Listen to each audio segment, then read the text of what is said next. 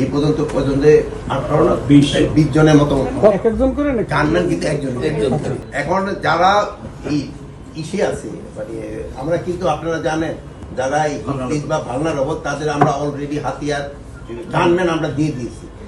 আর এইটার ব্যাপারে আমাদের যে ইন্টেলিজেন্স অর্গানাইজেশনগুলি আছে, ডিজিএফআই, এনএসআই এবং এসবি, তারা নিজেরা বসে একটা কারা কারা ইসে ভালনারেবল তাদের একটা লিস্টও করা হয়েছে এবং তাদের হাত এই গানম্যান দেওয়া হয়েছে। অনেকে আবার অবশ্য গানম্যান নিতে চায়ও নাই। ওসমান হাদি ভাইয়ের ব্যাপারে গতকাল কিন্তু আমরা একটা প্রেস ব্রিফিং আপনাদের করা হয়েছে এবং ওখানে যারা যারা এটার সাথে মানে ওদের থেকে তো আমি ইনফরমেশন পাই, মানে মেইন লোকগুলি আপনাদের ওই ইনফরমেশন দিচ্ছি। ওটা ছাড়া আমার কাছে এক্সট্রা কোনো ইনফরমেশন একদিনে ওরকম কোনো পরিবর্তন হয়নি।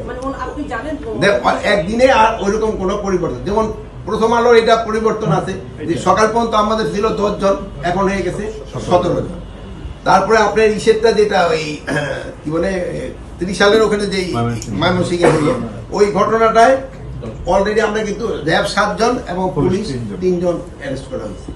প্লাস ওই যে ইসে নোয়াখালীর লক্ষ্মীপুরের ঘটনাটা কিন্তু তদন্ত চলতেছে। এটা এক একজনে এক এক রকম কথা বলতেছে, বাট তদন্তের পরে বোঝা যাবে এই অ্যাকচুয়াল কি ঘটনাটা। আর একটা হলো খুলনার, খুলনার একটা ঘটনা ঘটছে, ওটাও কিছুক্ষণ আগেই ঘটছে, মানে 10টা সাড়ে 10টা 11টার দিকে ঘটছে। আমরা এই অলরেডি আমি কেএমপি কমিশনারের সাথে কথা বলছি, উনি পুরো ঘটনাটা বিস্তারিত জেনে আমাদের জানাবেন।